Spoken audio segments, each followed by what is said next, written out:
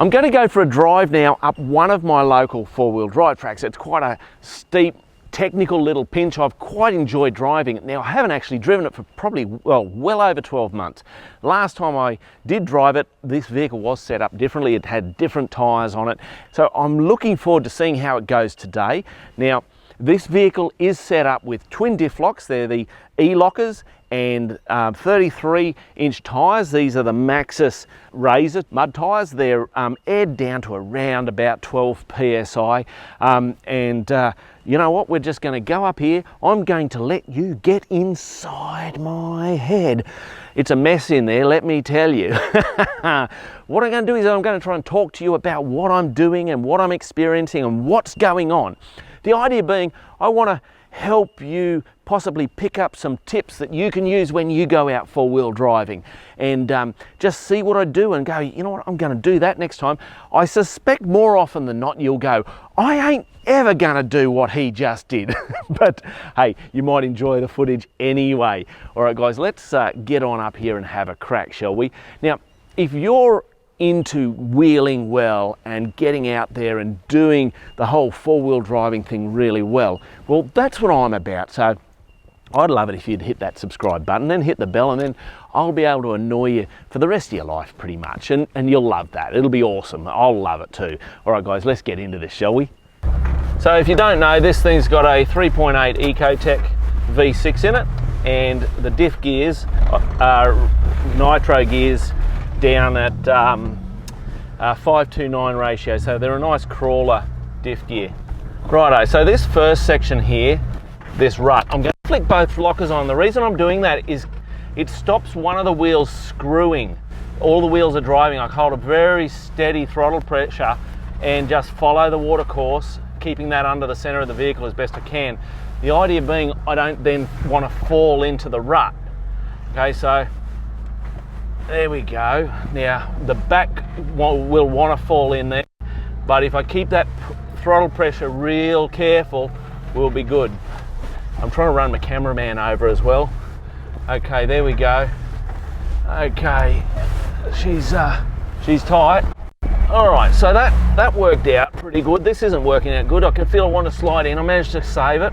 Okay, so it's a real balancing act, keeping this working. Now, I've got to get up here into these rocks, and then I've got to hook it hard left, or not stall it. Okay, so what I'm trying to try and do here, and this is where a short wheelbase can be helpful, is I'm going to go basically straight ahead, and then I'm going to try and do a hard right and basically follow up that rock cutting, if you will. So up through here, trying to manage that. People say you can't steer with diff locks in. I'm twin locked at the moment. I haven't turned them off. All right, now we turn into that, get the front up, get her across, steer right. No.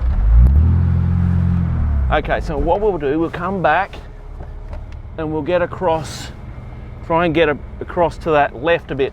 Now, obviously I'm going sideways to the hill, and that's something I'm monitoring, or trying to monitor. Okay, I'm getting my steering lock in before I go. Now I'm going to just have a taste. I'm letting the tyres talk to me about what's underneath, because I can feel, well, I think I can feel what the hill's talking to me about. There's a little bit of moisture in the rock as well, which isn't totally what you want. Okay, a little left hand down. I need that left. Okay, that should be. Now there'll come a time where I may decide to pop this as well, but I'm essentially teaching myself what's going on underneath the car. So I'm being very cautious. Okay, so that feels like that would be quite nice. So now I'm going to try a little bit more aggressive drive.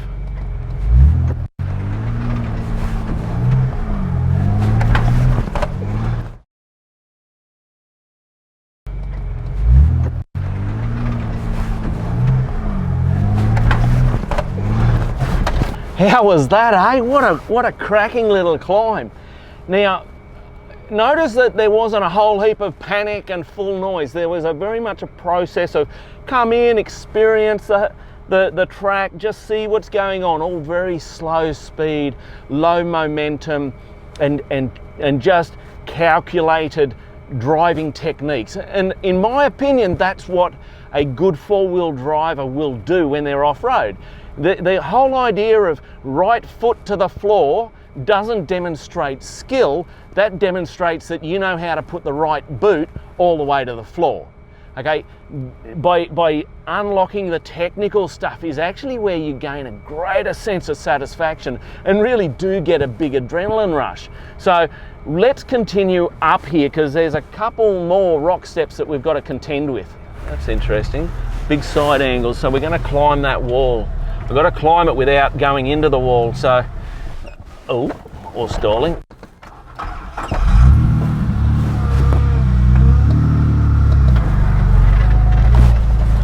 I want to keep that up, keep the front up, yeah, and then straddle that big hole there and feed it. Perfect. Well done, Mad Matt. Well done. Well, what a drive. I'm stoked with that.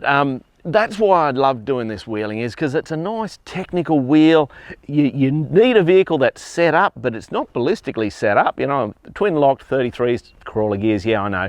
But it actually means I've got to make the vehicle do the job.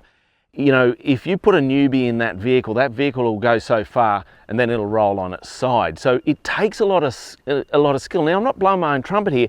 What I'm trying to say is that's why I love good technical wheeling, is because I get to control the vehicle. I get to use my skill set, such as it is.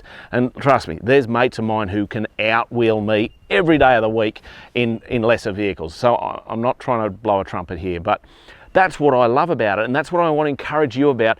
If you're into wheeling, whether it be, you know, hardcore stuff like what I'm demonstrating here, or whether it be just something lesser, try to find the technical enjoyment in our wheeling as opposed to just full noise. Yeehaw, I know how to push the right pedal type of wheeling. That's not wheeling. That's, I don't know what that is, but it ain't wheeling.